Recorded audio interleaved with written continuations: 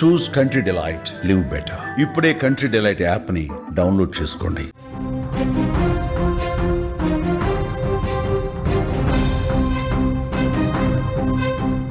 Kurnool bus ప్రమాదంలో విస్తుపోయే అంశాలు ఇప్పుడు బయటకు వస్తున్నాయి. ప్రమాదం జరిగినటువంటి సమయంలో అక్కడ డ్రైవర్ వ్యవహరించినటువంటి శైలి, ఆయన అక్కడ తీసుకున్నటువంటి నిర్ణయాలే బస్సులో ఉన్నటువంటి అనేక మంది ప్రాణాలు పోవడానికి కారణంగా మారాయా అనే ప్రశ్న ఉత్పన్నమవుతుంది. మొదటిది ఒకటి, ఫస్ట్ ఆఫ్ ఆల్ యాక్సిడెంట్ చేయడమే తప్పు చేశాడు డ్రైవర్. ఎదురుగా వెళ్తున్నటువంటి బైక్ని గుద్దేసి ఆ బైక్ మీద వెళ్తున్నటువంటి అతను కూడా చంపేశాడు. మొదట తప్పు డ్రైవర్ అక్కడ చేశాడు. అయితే ఆ ప్రమాదం తర్వాత వెంటనే బస్సులో ఉన్నటువంటి వారిని అలర్ట్ చేయాల్సింది పోయి, ఎలాగే యాక్సిడెంట్ అయింది కదా, గుద్దేశాను కదా, టైర్ల కింద ఆ వ్యక్తి బైకర్ పడిపోయాడు, అతన్ని కాపాడదామని ఇంటెన్షన్ కూడా లేదు. అలాగే ఆగుతూ ఎవరైనా కొట్టేస్తారేమో, తన పైన దాడి చేస్తారు అన్నటువంటి భయంతో ఆ బైక్ తోటి అలాగే బస్సు 300 మీటర్ల పాటు లాగేసుకుంటూ వెళ్ళిపోయాడు. డాష్ ఇవ్వగానే వెంటనే ఆగినా కూడా ఇంత ప్రమాదం జరగకపోయేది కావచ్చు. డాష్ ఇచ్చిన తర్వాత టైర్ కింద ఇరుక్కుపోయిన తర్వాత బండిని అలాగే 300 మీటర్ల పాటు లాక్కు వెళ్ళడంతో ఈ ప్రమాదం జరిగింది. రెండవ తప్పు ఇక్కడ చేశాడు. మొదట యాక్సిడెంట్, రెండవది యాక్సిడెంట్ అయినాక కూడా ఆగకుండా దాన్ని ఇంకా అలాగే ఉద్దేశం కదా వెళ్ళిపోదాం సీదా అని చెప్పేసి బలవంతంగా వెళ్ళిపోయే ప్రయత్నం చేశాడు. బట్ అది ముందు క్యాబిన్ కింద బైక్ ఇరుక్కుపోయింది. ఆ ఇరుక్కుపోయిన క్యాబిన్ 300 మీటర్లు అలాగే బస్సు రూడ్గా వెళ్ళడంతో ఆ మంటలు రోడ్డుకు ర్యాపిడ్ వచ్చి ఆ మంటలు ఎగిసిపడి బైక్లో ఉన్నటువంటి ఫ్యూయల్ బయటకు వచ్చి అది బస్ క్యాబిన్ వరకు అంటే ఒక్కసారిగా అగ్ని ప్రమాదంగా మారింది. రెండో తప్పిది. మూడవది, ఈ అగ్ని ప్రమాదం వచ్చినటువంటి తర్వాత అంటే ఒక్కసారి మంటలు వచ్చిన తర్వాత ఆల్రెడీ యాక్సిడెంట్ అవ్వగానే బస్సులో ఉన్నటువంటి వాళ్ళందరికీ కూడా అలర్ట్ చేయాల్సిన పరిస్థితి ఉన్నది.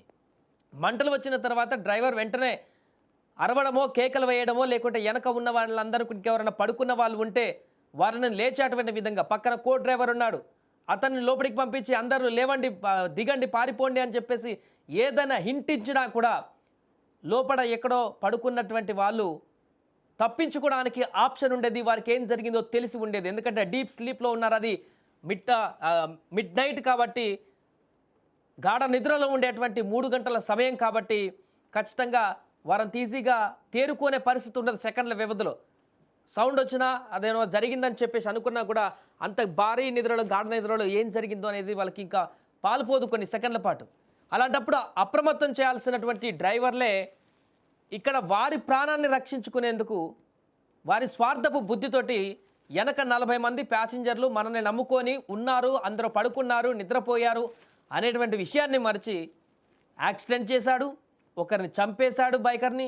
రెండోది, ఏమైనా పర్వాలేదు మనం తప్పించుకోవాలి ఇక్కడి నుంచి అనేటువంటి కోణంతో ఆ బండిని అలానే రాసుకుంటూ ముందుకు వెళ్ళాడు. అది బెడ్స్ కొట్టి మంటలు వచ్చి బస్సుకు అంటుకున్న సందర్భంలో కూడా తన ప్రాణం రక్షించుకోవాలి, ఇక్కడ మిగతా వాళ్ళు ఎక్కడ పైన పర్వాలేదని చెప్పేసి తన డ్రైవర్ పక్కన ఉన్నటువంటి విండో డోర్ని తెరుచుకొని కో డ్రైవర్కి చెప్పాడంట, నువ్వు కూడా దూకని చెప్పేసి.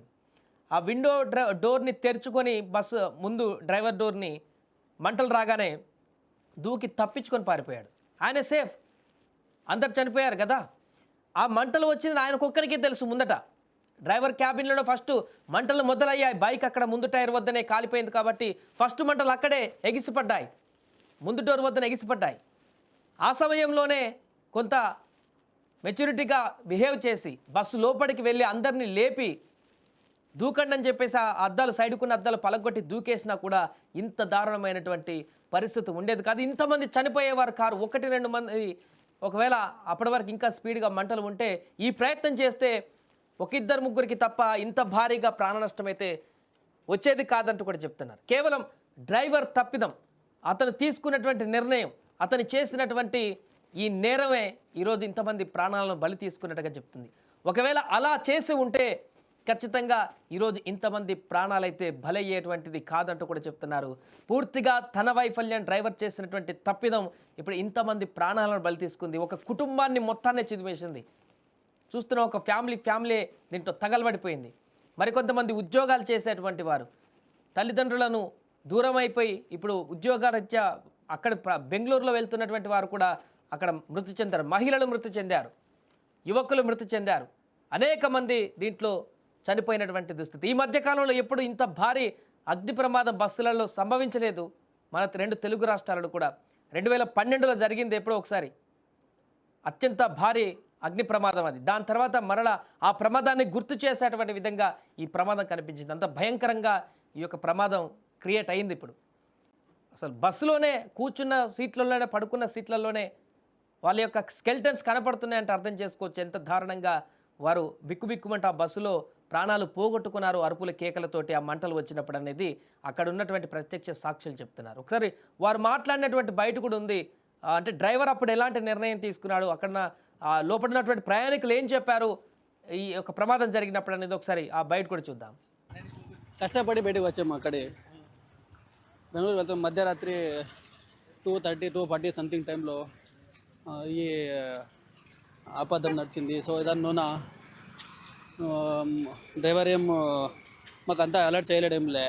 సో 2 వీలర్స్కి గుద్దాడంట. ఆ ఎగ్జిబిషన్లో సైడ్కి వేసాడు గాడి. సో మేము లేచి ముంగల్కి వస్తుంటే అక్కడ ముంగలంతా ఇంగ్లం ఉండే. సో ఆ మంటలోకి నూనెకి వస్తూ ఉండని మాకు ఆపదంలో మేము డ్రైవర్ సైడ్ విండో అంతా పల్లకొట్టుకొని అక్కడే దుమ్కి బయటికి వచ్చాము. సో వెనక ఉన్న అందరికి కొంచెం అలర్ట్ చేసి మేమే దుమ్కితిమి. కొంచెం మంది లేచి వారు కూడా బ్యాక్ సైడ్లో అన్ని గ్లాస్ అన్ని పల్లకొట్టి వారు బయటికి వచ్చారు అక్కడి నుంచి. కొంచెం ముందు 10-12 మెంబర్స్ వెనక నుంచి వచ్చారు. ముంగల్ నుంచి డ్రైవర్ విండో నుంచి ఒక 5 మంది మేము వచ్చాము. మేము మళ్ళీ డ్రైవర్ బ్రేక్ చేశారు గాడి. మేము అంతా హ్యాండ్తో కాలుతో కొట్టి గ్లాస్ అంతా పల్లకొట్టి బయటికి వచ్చాము. మేము మా రక్షణ కోసం అలర్టే చేయలేదు. యాక్చువల్లీ వాళ్ళ డ్రైవర్ అలర్ట్ చేస్తే మేము ఈజీగా సేవ్ అవుతుంటాం. ఇంకా 10 మెంబర్స్ అంతా సేవ్ అవుతుంటారు అక్కడే. ఫైర్ బ్రాండ్కి బయటకు వచ్చిన మెంబర్ మేమే చేసాము. తర్వాత పోలీస్ అంతా వచ్చి ఫైర్ బ్రాండ్ తెప్పించి ఆర్పించారు.